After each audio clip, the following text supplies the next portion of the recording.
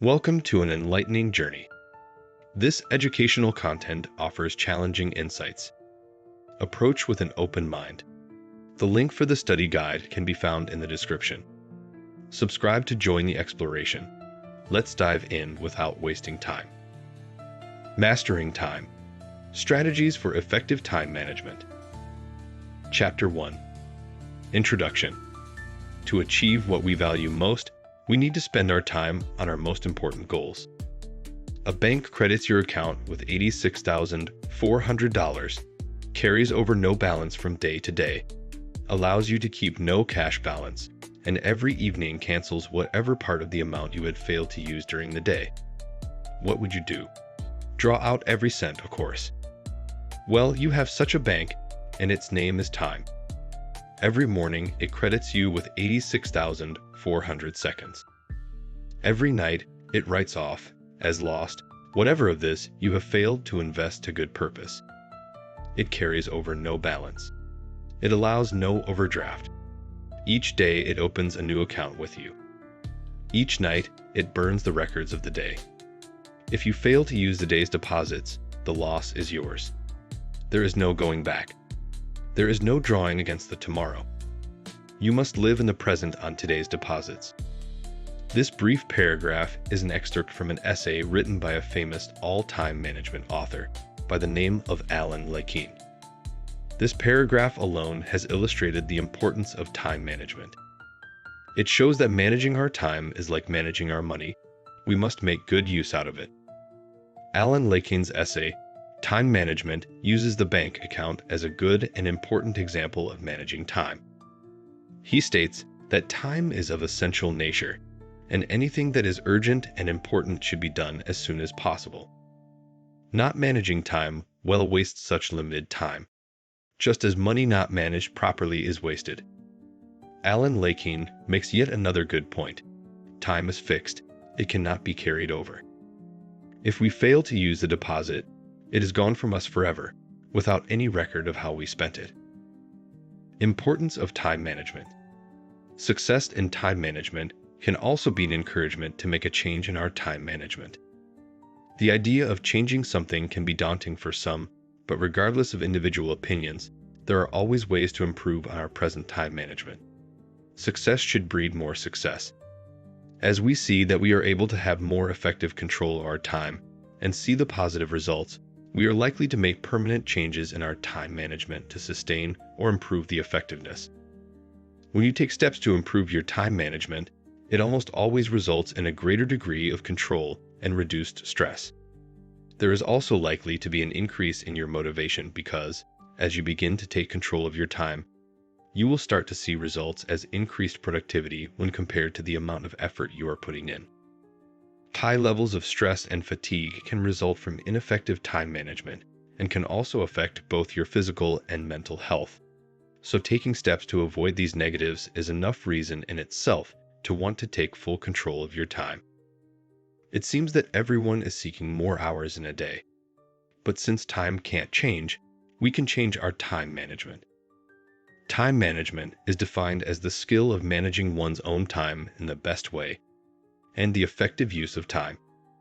Time management is often one of the most difficult tasks to learn, specifically for individuals who have not had to follow a fixed schedule in the past. For some people, managing time comes naturally. For others, however, it is especially difficult to learn and practice. At its core, time management is about control. It is about taking control of the hours in your day effectively, in order to achieve the best possible results in the shortest amount of time. Benefits of effective time management. Effective time management allows you to plan ahead, making certain that you make the correct decisions at the right time. Planning in this sense is based on being able to predict what you have to do in the future and setting up a schedule of activities. This can reduce stress of not having enough time and reduce the risk of making decisions that would be damaging to your work or your desire to free up more time. Setting up time management is a key element to being successful in a variety of situations, academic, professional, or personal. You will be able to work harder and more focused when you have a clear idea of how much free time you can attain at certain points in the future. A byproduct of this is more motivation to learn or do what you feel is productive. High productivity nearly always leads to more self-esteem and confidence in your actions. Who would not want more of that? Once you have an effective time management system in operation, it is possible to enjoy the contentment that comes from knowing that you have not forgotten something important. When you manage your time, you manage your life. Time is a fixed commodity, but people are often reminded of its limits. This reminder can trigger a variety of emotions. It can mean elation at having accomplished something important, the frustration of not having enough time to do what needs to be done, and better still, the guilt-free free time in knowing you can now do something you enjoy. A good time management is an enormous benefit to most people. High achievers often use time management techniques to ensure they are completing their important tasks from previous experience in the most efficient ways. Achieving balance in life. This is a key point about achieving balance. The important thing about balance is that it leads to a better quality of life. When our lives lack balance, many things can go wrong. We can become tired and less effective at work, which can be counterproductive, limiting our leisure time rather than extending it. We can suffer detrimental effects on health, feel increased levels of stress, and feel that life is unrewarding. It's quite possible to enjoy some aspects of our lives while neglecting others. And although this may provide short-term satisfaction, it can often lead to feelings of guilt or inadequacy. Would-be workaholics often fall into this category. They enjoy the buzz that success at work brings but feel they are neglecting their family or social life. They try to ignore this by working even harder, but this is not a solution. Neither workaholism nor idleness represents effective time management, and both are symptomatic of people who have failed to make the best choices with their time. People such as these have a lot to gain from learning how to manage their time more effectively in order to achieve the life they really want. For many of us, it often seems that the need to address work-related things overshadows everything else in our lives. We feel we must push on, even at the expense of other equally important things. Some feel they are not striving hard enough unless they are seen to be overworking. There's an important message here. If you overwork in the short term, you become less effective in the long term. In order to maintain and improve effectiveness, stamina, and motivation, it is essential to have periods of productive work, interspersed with appropriate rest and relaxation. Chapter 2. Understanding Time Management. The first step toward effective time management is a clear understanding of what time management means.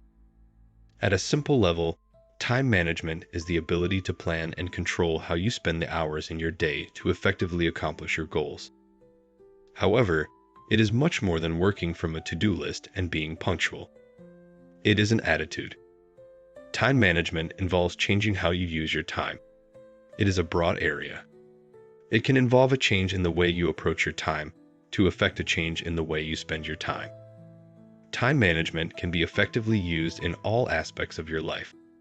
With a systematic approach, an individual can become aware of the way they use their time. This can then turn into a conscious effort to change their patterns of behavior in terms of time usage. For example, a person who has never been particularly organized, using time management techniques, they would be able to develop organizational skills, in turn changing the way they approach or do things. This is also a fundamental skill in management, and is particularly effective for procrastinators. It is all a matter of taking the time to plan, and in planning taking the time to prioritize the tasks to be done. As described in the quote by H. Lawrence Peter, control of your time is key to your personal effectiveness. Defining time management.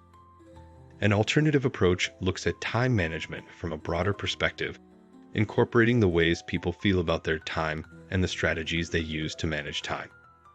It involves activities intended to plan, allocate, and control time to increase effectiveness.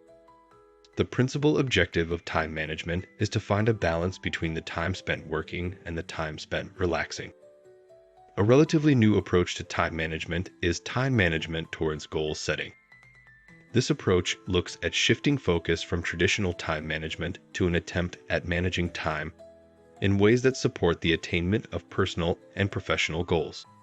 Slime, sharing, handling shift work, and electronic communication have caused disruption or changes in patterns to the way people manage time. These changes result in effects of time management being a complex topic that intersects with many modern psychological issues. This definition encompasses many of the aspects of time management. It is centered on the allocation of time to different activities to increase effectiveness.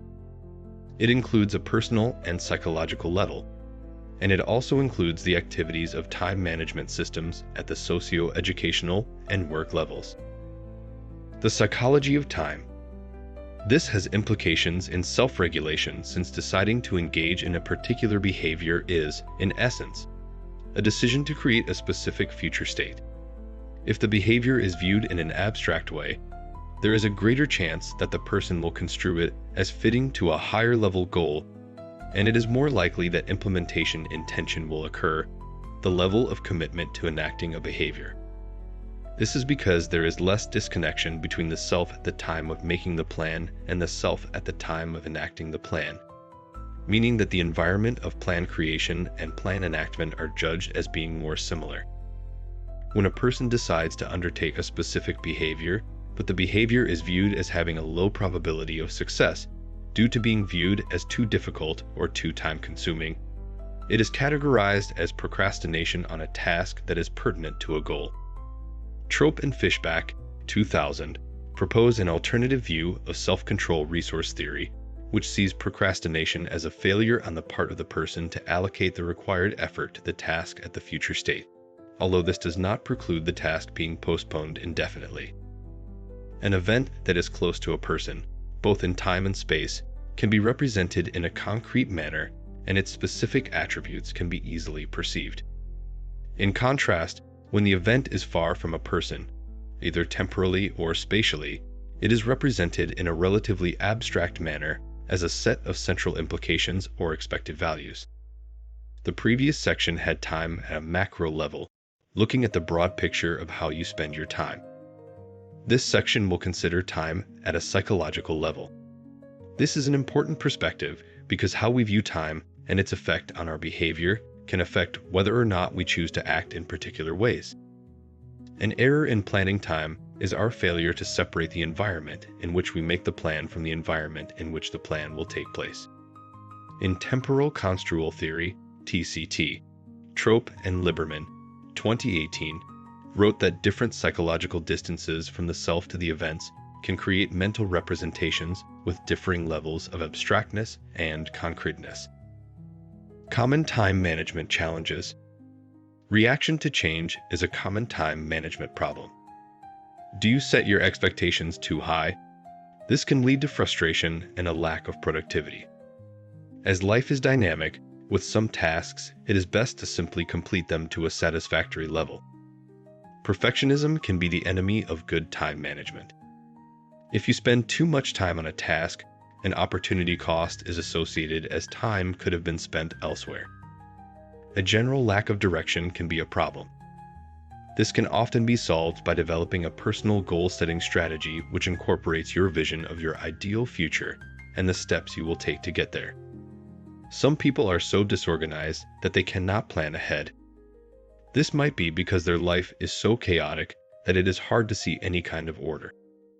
Suitable planning and prioritizing can help you to regain control. Any disturbance in your working environment can have a direct effect on how you manage your time. It may be an uncooperative colleague, mind-numbing paperwork, or a ringing telephone.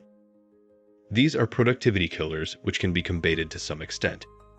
Terminating any such activity which does not contribute to your personal or organizational goals can be perceived as a form of planned ignoring. Chapter 3. Setting clear goals. When setting goals, you should take into account your priorities in life. Goals that relate to higher priority items will usually be more meaningful and produce a greater sense of satisfaction and accomplishment. This will contribute to the enhancement of personal control on life and will serve as an impetus for making goal setting and attainment a lifelong skill. Goals may be set in any and all areas of your life and should span a broad range of difficulty. Goals can be set in the following areas: education, career, income, family, health, recreation, etc. Successive goal setting and attainment in one area fuels the belief that personal effort and careful planning can make things happen. This is a great confidence-building exercise. The number of benefits and accomplishments one can reap from goal setting is enormous, and individuals who do decide to try a systematic approach to life based on their own desires will likely never turn back. Once you have identified priorities, you can use them to formulate goals. A goal is a future state of affairs or end to be achieved. It is an aim or a desired result. A goal implies something that has much personal meaning and something towards which an enormous amount of effort and perseverance is exerted. Goals provide a sense of personal and social control over our lives. They are things that we want to make exist and be maintained. We create goals for the purpose of changing some current state into a future state that we desire more. Goals range anywhere from changing a personality trait to global social change. The final way to identify priorities that I will mention is a love of what should be. It includes a broad examination of where you are to where you'd like things to be. An important distinction that I imagine must exist here is between contentment with transitory situations and dissatisfaction with the direction of your life course. At times, one ought to be content with the way things are but dissatisfied with the way they're happening, or the fact that attaining more meaningful life directions is proving to be especially difficult. Satisfaction is an attitude that what one has is, on the whole, good, acceptable, or at least tolerable. Satisfaction with the transitory should not be mistaken for satisfaction with what is most important and vital in life. Periodic examination of where your satisfaction is directed is an important part of identifying what should be. This love of what should be is the wellspring of positive change and a value-based life, as it is fueled by conscious attempts to make reality or desired realities congruent with values. Another exercise you can use to decide what is most important to you is the values assessment. A first step in finding the best values exercise for you is to consider a time when you were especially satisfied and happy. Then think way back to your childhood and early adulthood and remember the times when you were really feeling alive, where things resonated with you, really worked, you were doing your thing. Try to identify a few of these concrete instances with precision. At these times, you were probably living one or more values that were vitally important to you. Compare the list of these old-time values with the list of values in the first exercise and find the values that best describe those peak experiences in your life. An exercise that will help you to decide what you want to achieve in your life is to imagine that you are age 85 and are throwing a party. What would you want the people in your life to think and say about you as they are talking about who you were? Identifying the priorities in life is very important. If you do not know what you need to do, you cannot manage your time effectively. There are a few ways to identify your priorities. First, take a look at how you spend your time. Time is a great revealer of what is really important to us.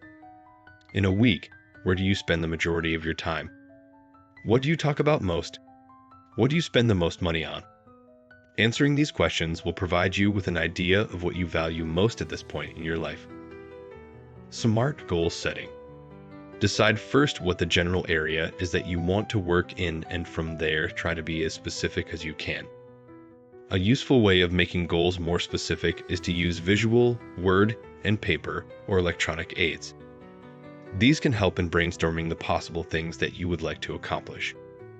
You can then arrange these in a list or a rough time scale. After that, consider setting a SMART goal that describes where you want to be in that scale. Specific goals are well-defined and clear. Vague or generalized goals are unhelpful because they don't provide sufficient direction. Remember, you need goals to show you the way. Make it as easy as you can to get where you want to go by defining precisely where you want to end up. To do this, try to ask yourself the 6 W questions. What do I want to accomplish? Why is this goal important? Who is involved? Where is it located? Which resources or limits are involved? Setting clear goals is a vital time management strategy, yet it is often neglected. Many of us are vague about what it is that we want to achieve. This can lead to a lack of direction and focus, which is definitely not good for time management. A useful way of making goals more powerful is to use the SMART mnemonic. These are specific, measurable, attainable, relevant, and time-bound. Using this framework can give goals and the actions that result from them a greater sense of purpose. Breaking down goals into tasks. The most effective way of achieving a goal is to break it down into doable steps or tasks. This is the basis of action planning and can make even the most daunting of tasks seem possible. An action plan is a list of tasks that you need to carry out in order to achieve a specific goal. It is a series of steps that, when taken in sequence, will lead to the desired result. An effective action plan will outline all of the necessary steps and provide a way of monitoring progress towards the goal. This can be useful in that if the plan is not achieving the desired result, it may highlight that the initial goal is too ambitious and needs to be broken down further. Goal setting is the bridge between identifying priorities and getting tasks done. Once we have identified what is most important and decided what we want to achieve, we need to convert the goal into action. To work effectively, it is important that we have a clear goal of what it is we wish to achieve. This feature provides strategies for breaking goals down into doable tasks and scheduling the tasks in a way that makes efficient use of time. Chapter 4. Prioritizing tasks.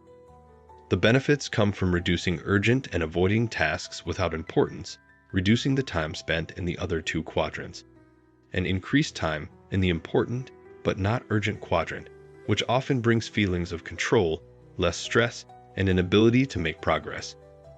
The urgent/important matrix is a powerful way to make priorities in your life. This is more a way of life than a technique.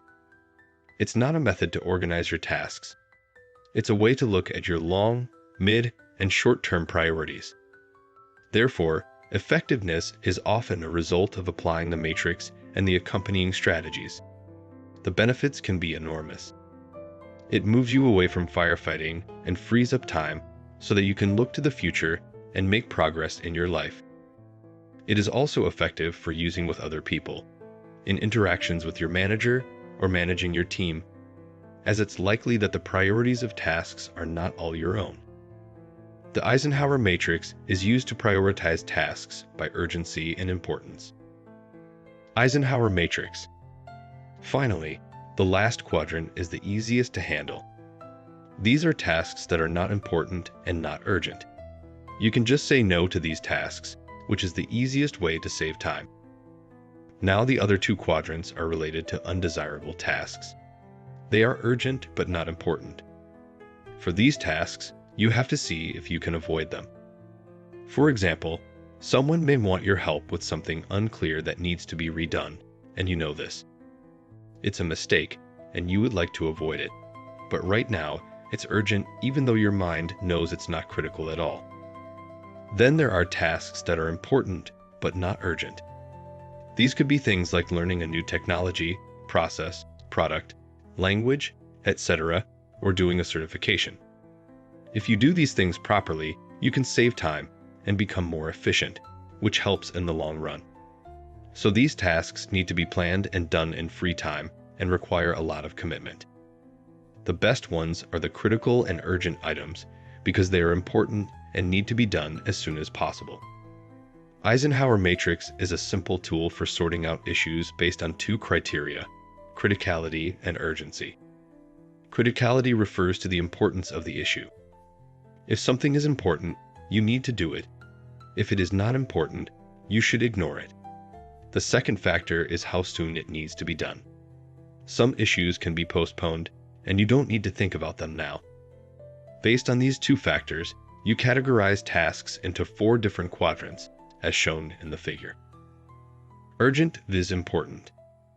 A lot of material about prioritizing tasks is based around the urgent-important axis, first described by U.S. President Dwight D. Eisenhower. Essentially, This is a 2x2 matrix that is drawn from a horizontal and vertical axis. On the vertical axis, we evaluate how important the task is. This is something that contributes to our long-term goals. We measure the urgency of a task from the time frame that it is required to be completed in. This is not as trivial as it may seem. An urgent task is one that is on a tight deadline or may have a consequence if it is not completed soon. Compare this to tasks that are not urgent to do. Urgent tasks are more often than not used to avoid important tasks that really need to be done. By definition, an urgent and important task is one that must be done, and if it is the last thing we do, we must get it right. ABC method. Organized and systematic, the ABC method is among the many techniques suggested to prioritize tasks.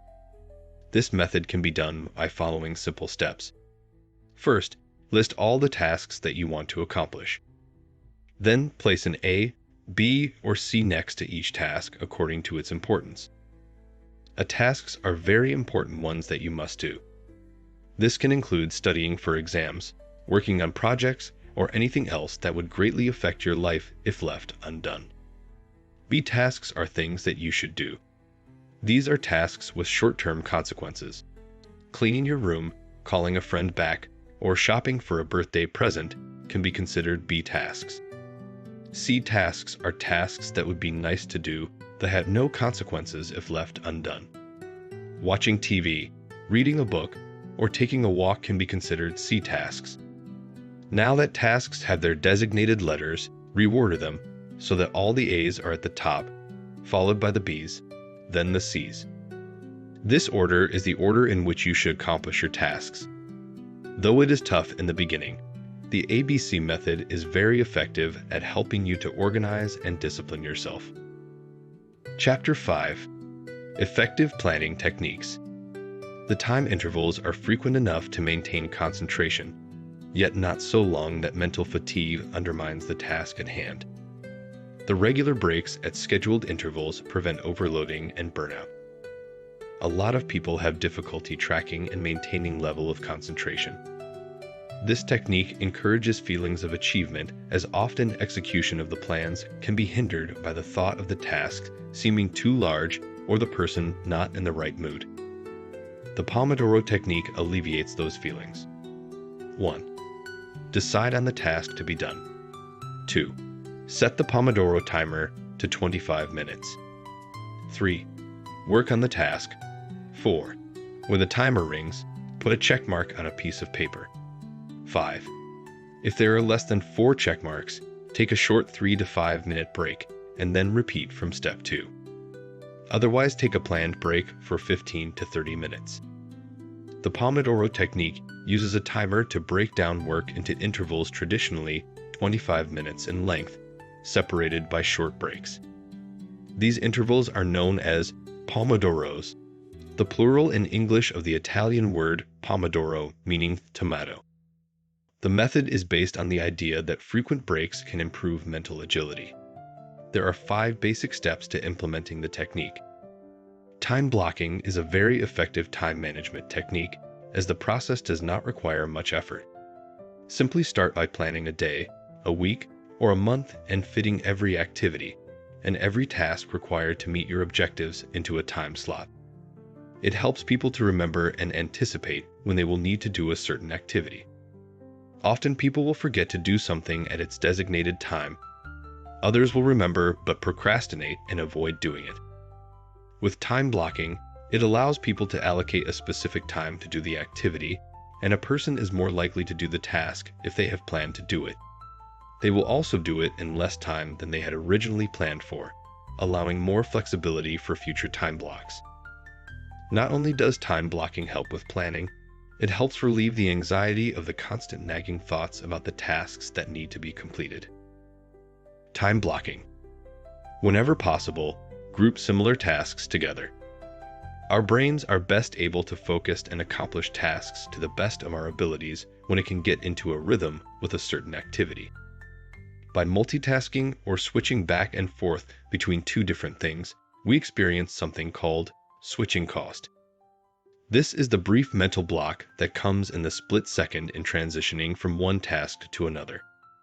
Oftentimes, this term carries a negative connotation.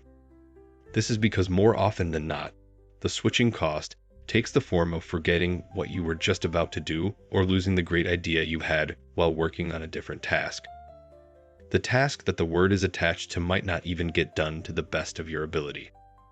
It is much more enjoyable to work on easy tasks with great focus and stretch yourself with tough tasks. By grouping activities, you can set your daily rhythm and optimize your mental energy. Time blocking is a very simple technique. Just plan your day in advance and dedicate specific time blocks to certain tasks. This will help you not only get more accomplished by working in focused, concentrated bursts, but also by ensuring that you get necessary tasks done. By having a daily plan of attack, you will be able to eliminate wasted time and make the most of the time that you have. This means you can have free time guilt-free, knowing that you've accomplished your most pressing tasks. And when you are doing free time activities, you can be more relaxed and present, knowing that you're not forgetting anything or procrastinating. Pomodoro Technique. Peter, who is a third-year history student, says that the Pomodoro Technique really helped with dissertation writing, which can be really daunting due to the long hours of research and writing. He says that sticking to the time slot on a designated task stops/prevents procrastination. As you know, there is a set time to work and rest. Breaking down work into smaller parts makes it more manageable, and at the end, I would be amazed how much work I finished in a day. He says that while he did not stick to the 5-minute break and 15 to 30 minutes rest, the idea of breaking the work into segments really helped him at keeping motivated and maintaining a work rate. A simple technique where you use a timer to break down tasks into more manageable time slots. The idea is to set a timer for 25 minutes and work on a task until the timer goes off. Once the timer goes off, you get a 5-minute break to do whatever you want. This is one complete work cycle. After you finish the cycle, you start again, setting the timer for another 25 minutes and so on. After completing 4 work cycles, you then complete a longer 15 to 30-minute break. This is a systematic method which can really improve work rate and motivation. Task batching. An approach where similar tasks are performed in a group or batch to take advantage of the economies of repetition. It is a non-intuitive time management tactic that yields some very positive results. Batching is effective because it reduces the amount of transition time between tasks. The result is that it reduces the task switch overhead. Single tasks are more time-consuming when they are preceded and followed by unlike tasks. By grouping similar tasks, you can sequence them to be more efficient. The analogy here is the production line. Batching is also an effective way of handling tasks that are time-critical. If you have to reserve tickets for an event a month ahead, and you also have some forms that need to be filled to register a fortnight before the event, completing both task types in the same batch would be an effective way of meeting the registration deadline for the least amount of time. Now the forms and ticket reservation need to be done at a specific time and would benefit from being entered into a schedule. This brings us to the final point of batch execution. If you have a high priority task, a batch of less important maintenance tasks can prevent those minor jobs from becoming major distractions. This helps to maintain focus on the higher priority task. Chapter 6. Managing Distractions. There are 4 main types of distractions according to Mike Liebling. The first are external distractions. These come from people or events around us. The second are the thoughts in our mind at the time.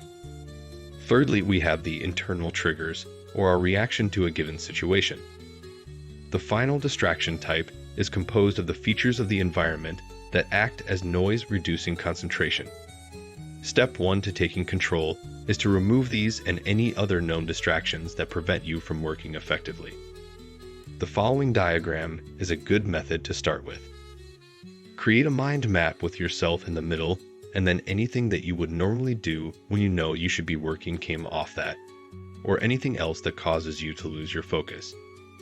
Then, with this information, complete a necessity scale for all of the tasks or distractions in terms of value and necessity to you. If you only value speaking to a friend on MSN at 20%, yet it takes up 60% of your time, then you can clearly see that it is not worth doing and needs to be stopped. Use this to set limitations on the things you do that take up your time and ensure that only the most valuable ventures are kept. Do be aware, though, that this task cannot always be successfully completed and some distractions are unavoidable. In that case, an often underutilized tool can be the prevention of distraction spillover. An example of this is the carrying out of non-work activities at working hours. This can affect future work and can take away the satisfaction of the activity that is generally done at a time of relaxation. Identifying and eliminating time wasters. An important point to note is that it is not possible to make effective use of all our time all of the time. It is not the intention that the reader should try to use time gained from eliminating these time wasters to increase their work and so increase stress. It is intended is that time gained be time for self. All too often, when extra work time is found, it is seen as an opportunity for more work. This is false economy. This is not suggesting less work, but better balance. Learn to keep time aside for activities that are refreshing. Easier said than done for those where rest has become rust. Time gained can also be used just having a longer break when you know you have to work late to meet a deadline and still feel refreshed the next day. These uses of time are vital to achieve better balance and stress reduction, yet also the effectiveness of the work that is being done. Remember these as you work with the ideas about to be presented, so that you do not overload yourself with more work. If one has too many reasons for wanting free time, it may lead to attempting to still use it all for work. There are 20 common time wasters that can affect an individual's effective use of time as a resource. See list below. By identifying those time wasters and then deciding to take regular positive action to eliminate them, it becomes possible to go a long way towards effective time management. During the course of investigating those time wasters, it is likely that the reader will have been able to think of examples of their effect, and when this is so, put aside time to work out a strategy or strategies to avoid the time wasted in future. It is possible to quickly review the list of time wasters now and consider any strategies/ease that come to mind as you read through each one in turn. Creating a distraction-free environment. You will need to remove the TV and radio from your work area, or at the very least make sure they are switched off. Background music may be okay. Try music with no vocals if you find music too distracting. But the TV or radio will divert your attention and make it difficult for you to maintain sustained concentration. Also, while the telephone may be crucial for your work, it can also be a big distraction. Try to allocate specific times in the day when you will return calls, and let any other calls go to voicemail. You can then respond to these with a block of time devoted to telephone communication. Email can be an even greater menace to productivity, so it is imperative to turn off email notification messages and allocate specific times in the day for checking and responding to emails. With emails that require lengthy responses, it is often more productive to print the email and write a response by hand. You can then type the response and send it at the end of the day. This method saves on the interruption in concentration caused by typing and allows for a more portable, easier to proofread, and more personal response. Finally, it may seem obvious, but having a clear plan for the day's work and its objectives can greatly reduce disagreement about what you should be doing at any given time, and subsequently lessen the distraction of irrelevant thoughts. Dealing with procrastination. It is important to realize that procrastination means putting things off for no good reason. There are often underlying reasons for procrastination. Sometimes it is to do with things like fear of failure or fear of success. It can also be an act of rebellion against demands from yourself or others, or a way of keeping your options open. It can also be linked to slogging, the kind of thinking which goes, I have to do this task, but I don't want to, and I won't feel right until I have, so I might as well waste some time before I do. The problem is that this is likely to make you feel worse in the long term. And during the time wasting, there is likely to be a feeling of guilt about what you should be doing, which will actually make the task seem even less attractive. To avoid procrastination, it can be useful to first identify the reasons for doing so and examine the causes and effects of it in terms of the thoughts, feelings, and actions related to the task in hand. A cost-benefit analysis can be done to weigh up the advantages and disadvantages of not doing the task compared to doing it. Once you have a good idea as to why you are avoiding the task, you can use the following strategies to get going. Chapter 7. Enhancing Productivity. Time-saving tools and apps, by far the most popular idea we had to gather, taught by almost every productivity guru we've ever spoken with. It was Theodore Roosevelt, however, one of our all-time favorites, who said, "Do what you can, with what you have, where you are." Software programs, smartphones, and web applications are tremendous resources. Yet, it is by implementing them in daily practice that we may greatly enhance our productivity. David Allen, the author of Getting Things Done, has noted that if you are not using a tool for your ideas, they will use you. Ubiquitous capture tools, like Evernote, things for the iPhone, or simply a small notebook, ensure that ideas will never float into the ether and are well preserved for the very next step, implementation. He goes on to say, however, that there is no ideal organizational tool, only the one you are willing to maintain. Avoid tool overload. Choose what works so you can work and keep working. Deeper into the realm of software is an invaluable program called Rescue Time. It runs securely in the background and tracks time spent on applications and websites, giving the user an accurate picture of their day. Time is parsed into various categories labeled productive, neutral, or detrimental, and the data is all compiled into an easily readable visualization. This provides hard evidence of productivity trends and often soft enforcement to spend more time on task. Time-saving tools and apps. The next step in utilizing software tools to manage time would be in optimizing specific tasks or functions with time tracking and creating automation scripts. Time tracking can range from simply clocking time spent on a task to generating timesheets and progress reports. This can optimize time by measuring results and identifying how much time is worth spending on a certain task or a more efficient way of doing it.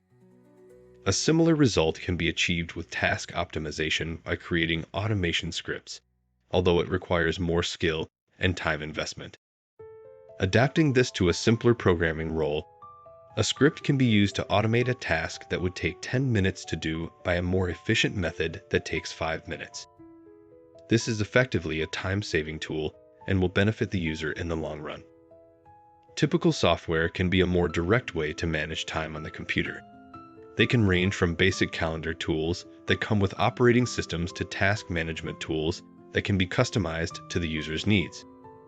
Calendar software provides a practical way to manage time for activities at the desk or on the go, with pop-up reminders for events and deadlines. Task management software can greatly help to organize work and personal projects with to-do lists and progress tracking. An efficient way to manage tasks is to apply task attributes to the user's role and rate their priority. In turn, this can generate a task list or plan that optimizes the best use of time. These tools provide an efficient and versatile way to plan time and can be used in conjunction with paper-day timers to plan around scheduled events. For the professional who thinks in terms of making the most of every second, utilizing tools to keep track of time and manage it more efficiently is a natural step to take in improving time management. The function of time management tools range from basic clocks and calendars to electronic day timers. These are all designed to help the user better use their time. When looking to adopt time management tools, the individual should examine what they are and what they want to get out of it. After establishing this, the next step should be to examine what tools are available and how they can be used to their advantage. The most common tools. Automation and delegation. It's no secret that time is a precious commodity, and any experienced professional knows there is more to being productive than just doing the right things.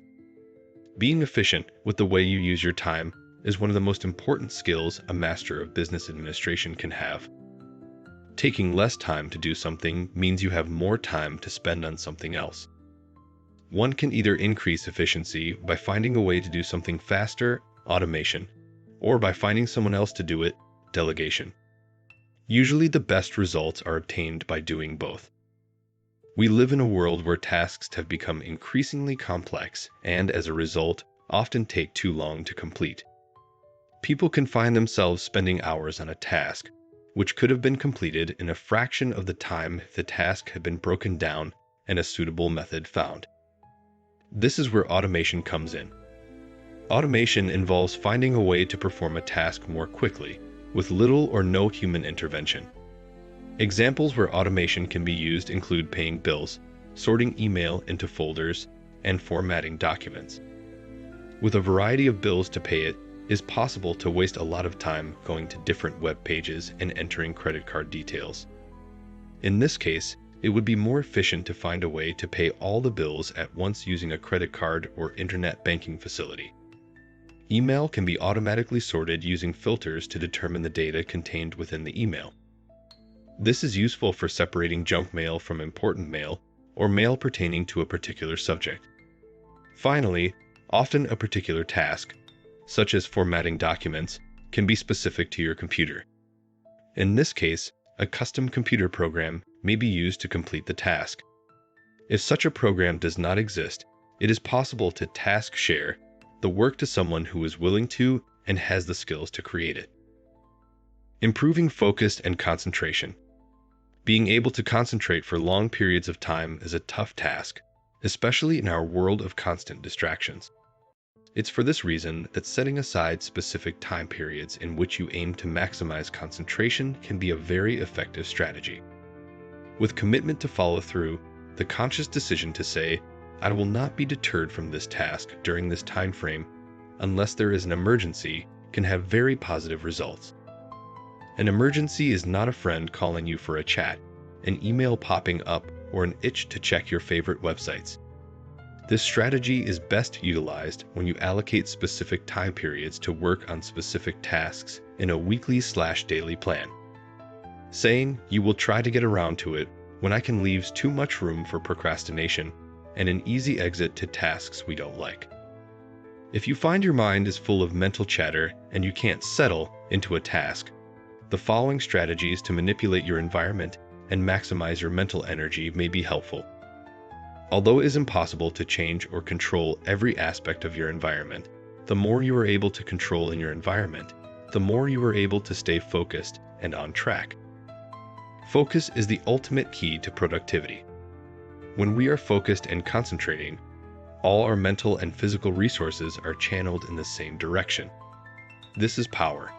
Nothing can compete with it. When you are working on high-priority activities with high concentration, there is no limit to what you can accomplish. So, why do we struggle with it? In the interest of time, we won't go into the psychology, but we'll discuss key strategies to help improve your focus and concentration. Chapter 8. Strategies for effective time allocation. Someone who has a work-based goal, such as completing a report, and a clear reason for doing it at home, is in a better position to allocate a specific time for the activity than someone without a goal just wanting to clear the decks. The individual without a goal is much more likely to find that the leisure activity they planned will be interrupted several times. First, they will feel restless, then guilty, or they will tell themselves they can afford to spend less time on work. This is not a bad allocation of time, but a failure to preserve designated leisure time. The anticipated completion time for the work will then be extended, making the total time spent on work disproportionate. High self-monitoring individuals should seek to learn the time investment for work activities and endeavor to match it or not exceed it when at home. A record can be kept on a simple monitoring sheet or entered into a diary or electronic organizer under specific work goals with planned start and finish times. The basic principle in this section is that in order to manage one's time effectively, the sum of the time spent on work activities needs to be reduced. There are always plenty of reasons to take work home or do work at home. Applying the work-first principle, or trying to clear the decks so that we can do nothing is not the same as allocating specific time to work activities. What tends to happen is the individual is unclear about what is to be done, or is unable to relax because the home environment is not conducive to a clear distinction between work and leisure. Balancing work and personal life. There are two ways in which you can balance work and personal life. First is allocating time for tasks into different categories of the day. Second is to alternate tasks between work and leisure. The second option may not be effective for some people as they may not be disciplined enough to start work again once they are doing something leisurely. Heavily prioritized work-oriented people may also forego leisure to complete more tasks.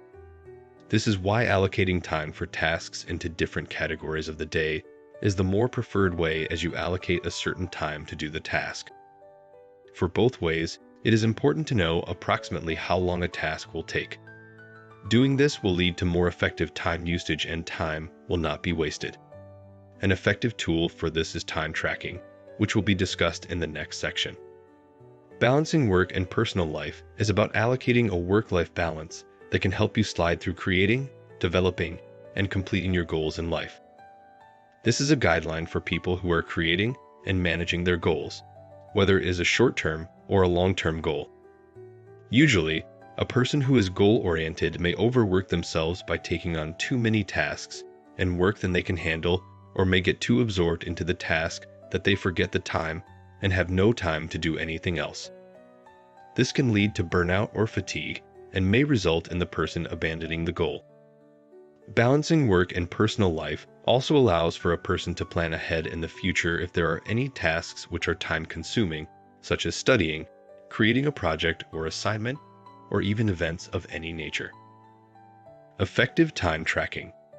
Time is tricky. Unlike money and credit cards, once spent, time can't be replaced. Learning to manage time is an essential skill to bring balance to a person's life. People can rapidly and easily find time wasters using timesheets. Timesheets are not just for companies. Individuals can benefit greatly from using timesheets. Time tracking can reveal how much time is really spent on categories such as work, entertainment, and other activities. Armed with that information, individuals can make fundamental changes that result in better use of time. For example, an employee might realize that he or she consistently spends too much time on non-work-related tasks. That person might allocate a specific time slot during the day for these tasks. Not only can this result in better use of time during normal work hours, it can also provide a sense of accomplishment, knowing that there is more free time available. Allocating time for self-care. Many people have no trouble keeping appointments with others or planning their work, yet they consistently fail to make and keep appointments with themselves. They spend time on things that don't reflect their most important priorities. Often, they do this to avoid some other task, or because they have unrealistic ideas about how much one person can do. The result may be that they can accomplish a tremendous amount when they are on, but they may crash and burn, or never get around to providing adequately for their own long-term needs by way of rest, exercise, or nutrition. It is important to maximize the effectiveness of the time you spend on your own self-care. In the same way that an effective work/life balance maximizes the quality of work you have in your professional time, an effective self-care balance allows for better quality living in the time you have allocated for yourself. This is not to say that it is a good idea to obsess on taking care of yourself, as much of the most effective self-care is done as a restorative byproduct of an activity you enjoyed. Just make sure that what you're doing is hitting the mark. Chapter 9. Overcoming time management challenges. Prioritization also involves deciding what does not need to be done. If you are clear about your goal, it should be easy to eliminate tasks that do not contribute to that goal. You will never be able to do everything you want to do. Rather than doing a low-priority task, use the time to relax and participate in activities that are restorative and satisfying. Go to the cinema, play sport, or simply do nothing. This will help prevent you from feeling overwhelmed and overworked, and the allocated time is not wasted as it is important to rest. To overcome the difficulties that result from competing demands, it is essential to have a rational process for deciding the relative importance of the many tasks. First, identify all the things that you could possibly do. A useful technique for this is to brain dump all the tasks from your head onto paper, and then use the completion of the mastering time log for a more comprehensive list. Next, find the value of each task in relation to the other tasks. Will it reduce stress or create more free time in the future? Will it result in negative consequences if not done? Are there more severe consequences to not doing this task than others? Not studying for a test may have a more severe consequence than not doing the weekly shopping. By comparing the tasks in terms of their value, it should make it easier to decide which task should be done first. Managing multiple priorities. Managing multiple priorities involves making some hard choices. It means deciding what is most important, or what will bring the most value or return in relation to the time and energy spent. Once you understand what you are trying to accomplish and the relative value of your tasks, you can apply the 80-20 rule. This states that 20% of what you do will produce 80% of your results. So the key is to figure out what that 20% is in relation to your life goals. What is the most important 20%? This is where you need to focus the majority of your time and energy. Unfortunately, the majority of people are often weighted down with unimportant tasks that consume time. These are the 80% of tasks that only produce 20% of the results. In learning to separate the important from the unimportant, there are a couple of helpful guidelines. First is what is termed the A1, A2, A3 method. Before you begin, take all your tasks and divide them into 3 categories. The A tasks are those that you must do. If you did not do them, there would be consequences. A2 tasks are those that you should do. If you did not do them, there would be no real consequence, but they are important tasks. A3 tasks are those that you would do if you had the time, but there are no consequences whether you do them or not. Now sometimes, it is hard to tell the difference between A2 and A3 tasks. So another way to decipher between what is most important is to use the ACR method and ask yourself the following questions. Is the task contributing to my long-term goals, ability? Is it going to bring about some sort of positive change or result? Change? Is the task going to provide satisfaction, or is it simply necessary? Results? By using these methods, you can easily decide what is most important and where you should be dedicating most of your time and energy. Handling interruptions and unexpected events. Urgent tasks, which are not important, are quadrant II activities. It could be in your best interests to convert a quadrant II activity back into an interruption in order to preserve time for your planned high-priority task. Consider delegating a low-benefit activity and instructing your delegate to interrupt you only if they encounter a problem, particularly if you will be unavailable at a later time. A delegate can filter out avoidable interruptions to allow you to achieve a smooth re-entry from the one interruption you have converted. Urgent and important tasks are quadrant I activities. They often act as interruptions, but a planned work re-entry is usually possible. This can be by means of rescheduling an appointment, postponing a task for a short while, or as simple as arranging to deal with an urgent interruption as soon as it arises. By deciding in advance how to re-enter planned activity, you can convert an interruption back into a planned activity in the most efficient manner. When you are interrupted or some unexpected event occurs, you can usually manage to achieve a smooth re-entry to your planned work. We can classify anticipated interruptions using the quadrants framework. Dealing with overcommitment. Longer-term strategies aim to prevent the recurrence of becoming overcommitted. Alder provides useful suggestions in employing a more relaxed temperament, less need for external recognition, and a higher sense of self-worth so as to decrease involvement in marginal activities. This may be facilitated with practice in positive self-talk and affirmation. A habit of reviewing and affirming purpose in life and goals on a regular basis can aid decision-making and commitments. Finally, sensible planning and allocation of time to allow contingency for unexpected events can avoid the snowball effect of future overcommitment. In deciding what to abandon or reduce involvement in, it can be useful to keep a lot of time spent during a week, then categorizing activities of low or questionable productivity to give a clearer picture of potential areas for change. Other tactics are to plan work for less definite times in an attempt to gain flexibility, set more selective and stringent priorities, or delegate tasks where possible. With respect to the former, finding activities to withdraw from can be quite difficult. A useful guide can be to ask, what would happen if I didn't do this? If the answer is nothing, then there is a good rationale for not continuing an involvement. If the answer is someone else would have to do it, this can mire the person further in guilt and has the potential to not actually reduce their workload. Learning to say no to further activities can be difficult, and for that reason, it is a highly regarded transferable skill to be able to diplomatically decline a request. The recommendations for dealing with overcommitment are less sequential than those previously discussed.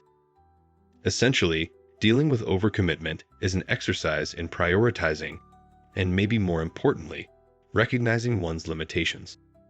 There are strategies in the short term for situations when one feels too busy, and longer-term preventive measures. Chapter 10. Maintaining long-term time management habits. Mastering time. Strategies for effective time management. Written by Ellen R. Delizio, shares the author's explicit techniques and offers her greatest advice to her own reader audience in guiding them towards time management skills. Delizio's writing reflects her time management process. She describes the steps she took to solve time management obstacles and how she self-coached herself out of her old habits.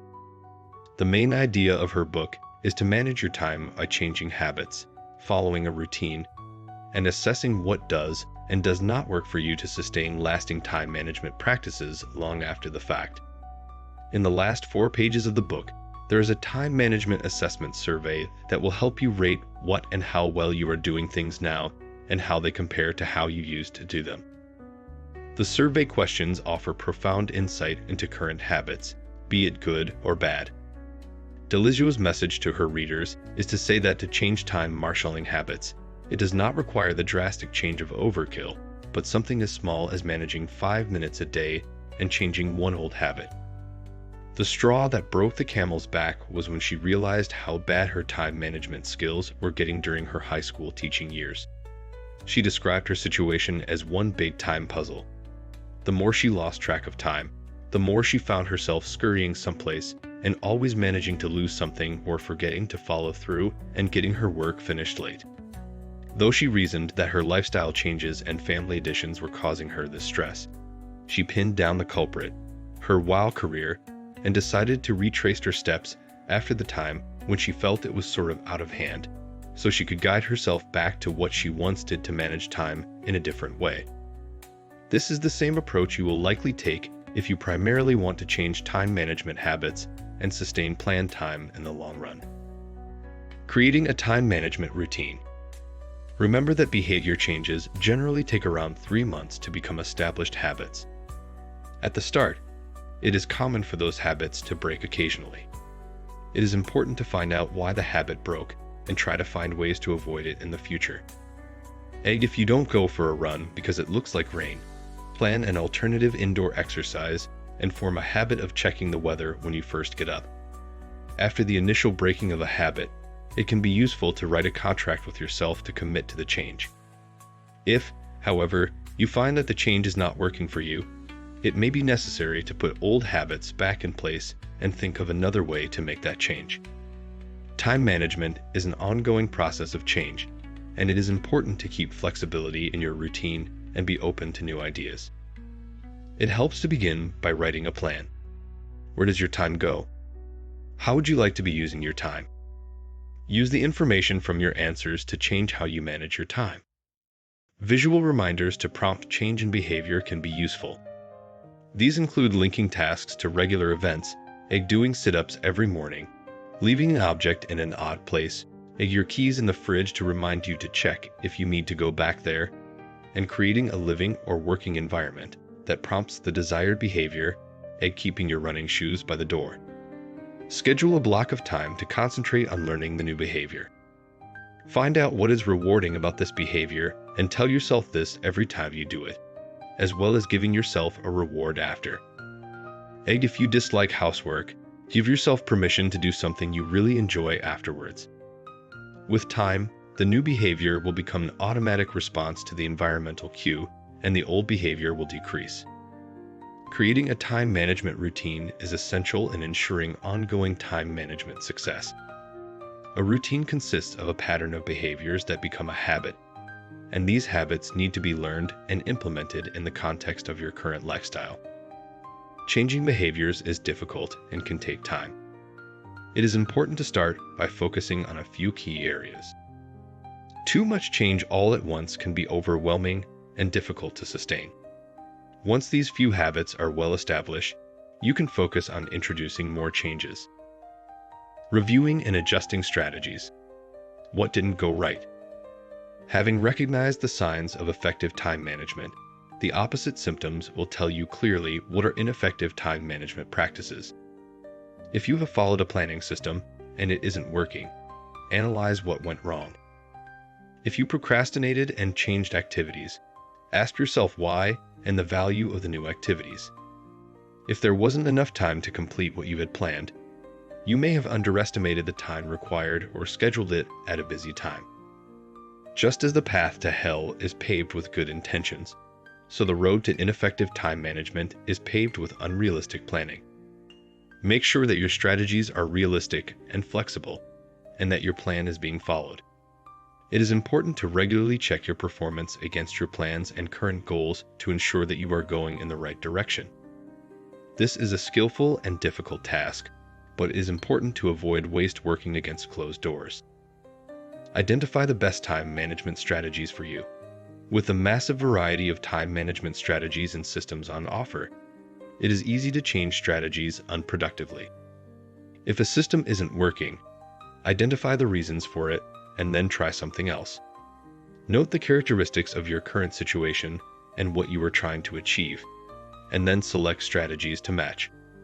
With experience and by learning from others, you will be able to select or create the best strategies for every situation. Approach time management as a work in progress. Success comes from maintaining effectiveness, and that requires the flexibility to adapt and update your plans in response to new information and changing circumstances. So view time management as an ongoing process. See the work and the decisions as a series of opportunities to achieve good time management.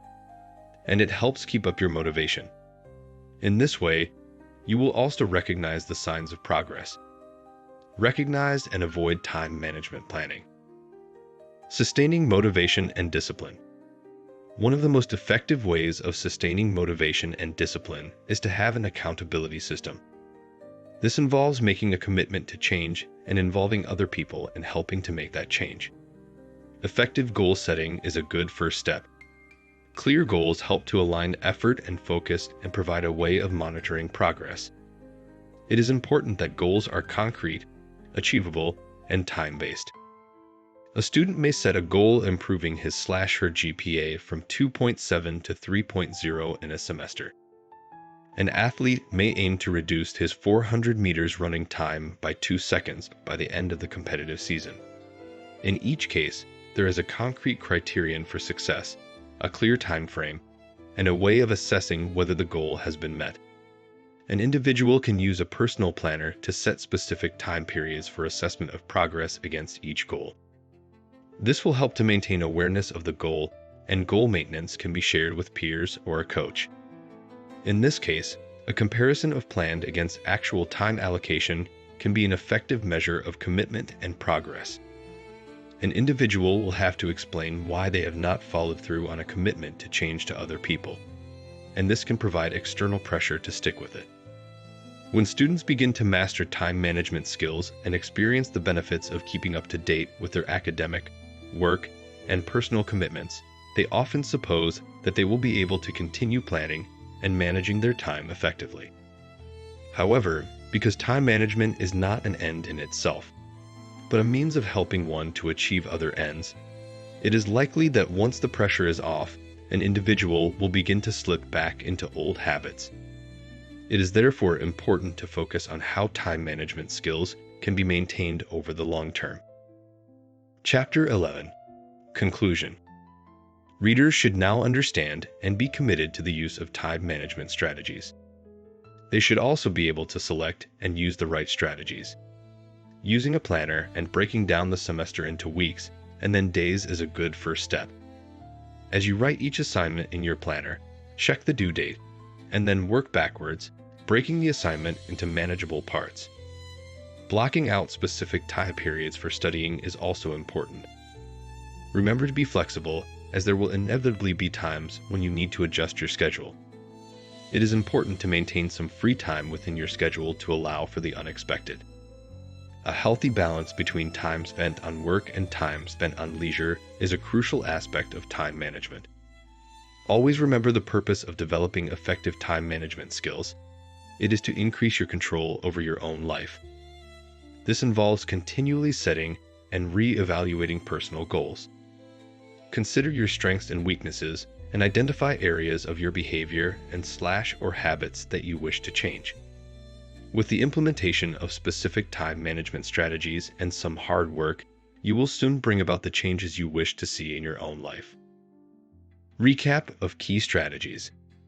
It is also important to fight drowsiness if you want to avoid sleeping in. Try to adopt a more positive outlook about sleep. The idea is to remind yourself how refreshing a good night's sleep will be, so that you can get used to the idea that trading the extra decision-making time for sleep will be well worth it in the morning.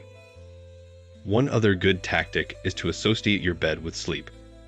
It's not a good idea to use your bed as a place to watch TV, listen to the radio, or have long phone conversations. You want your body to think of the bed as a sleep zone, so that when you get into bed, you're fully prepared to rest. Maintain a regular sleep cycle and reduce your sleep debt. Aim for at least 7 to 9 hours of sleep each night.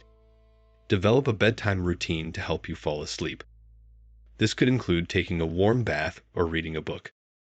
Relaxing activities prior to bedtime may promote better sleep. Refrain from stimulating activities and consuming caffeine too close to bedtime. These activities can make it more difficult to fall asleep. Embracing a time management mindset. The importance of cultivating a mindset that revolves around time management cannot be overstated. You can develop better self-discipline and further integrate time management skills into your life. At this point, your progress will start to snowball as you begin to incorporate time management into your daily routine, ultimately enabling you to take full control of your time. However, the decision to change, and ultimately how effective you are in doing so, is up to you. Everyone can improve on their utilization of time, so take heart in knowing that many others have succeeded in managing their time. If you have read this guide, then you too are on the right path. By adhering to the strategies outlined in this guide and maintaining the determination to change, you can become a time manager rather than a time spender. Take it one day at a time and do not be too discouraged by minor setbacks. Developing effective time management skills is a gradual process. By consciously choosing to incorporate these skills into your life, you will soon wonder how you manage to get by without them. Unlocking your productivity potential. Sensing and intuitive learners differ in what they pay attention to and their preferred methods of learning. Sensors attend to facts, details, and practicality, often preferring sequential, linear, and concrete thinking and communication. In contrast, intuitive types attend to meanings, patterns, and possible future implications, often preferring global and abstract thinking and communication. SF and ST types are more likely to have trouble with learning and decision-making that involves future possibilities or abstract concepts.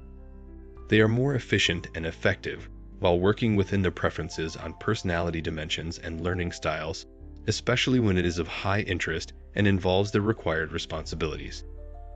High interest and compatibility with their learning style will result in less time needed to complete tasks, lowered uncertainty, and increased confidence in their decisions and the quality of their work. A sensing type medical school student indicated a preference to complete a psychiatry rotation before a surgery rotation despite no difference in the effect it would have on future opportunities in the specialty matched by these learners.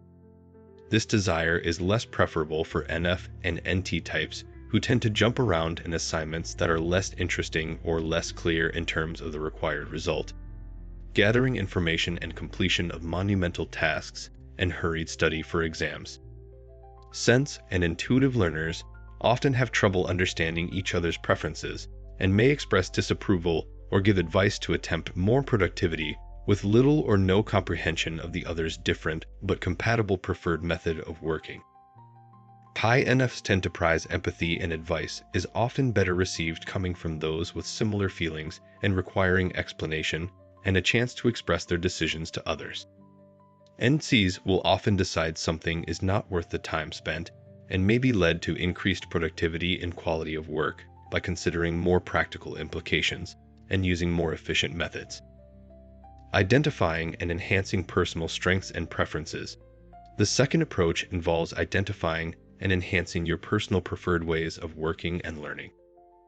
6 general categories have been found in research on learning styles using instruments such as the Myers-Briggs Type Indicator, MBTI, or the Herrmann Brain Dominance Instrument for Type. The 2 most influential dimensions of personality are how people prefer to gather information, sensing or intuition, and how they prefer to make decisions, thinking or feeling. Preferences in these dimensions lead to 4 basic personality types. Those preferring sensing/feeling, SF, sensing/thinking, ST, intuition/feeling, NF.